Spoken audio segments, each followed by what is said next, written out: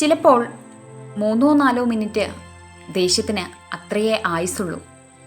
കുറഞ്ഞ സമയം കൊണ്ട് പറഞ്ഞു പോകുന്ന വാക്കുകൾക്ക്, ചെയ്തു കൂട്ടുന്ന അബദ്ധങ്ങൾക്ക്, എടുക്കുന്ന തീരുമാനങ്ങൾക്ക് ഒരായുസിൻ്റെ വിലയുണ്ടെന്ന് വരാം.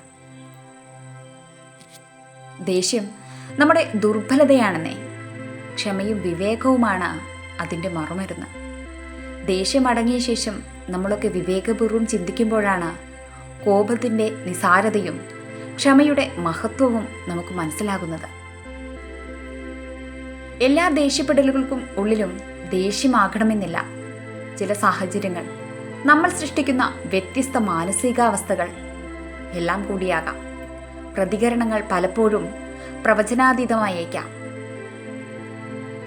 അത് എങ്ങനെ ആകണമെന്ന് മുൻകൂട്ടി പ്രവചിക്കാനും സാധ്യമല്ല. കോപം വന്നാൽ സ്വയം നിയന്ത്രിക്കണം. സ്വയം എപ്പോഴും പറഞ്ഞുകൊണ്ടിരിക്കണം, ദേഷ്യത്തെ അതിജീവിക്കുന്നവനാണ് ശക്തനെന്ന്. Thank you for watching. Please support and subscribe.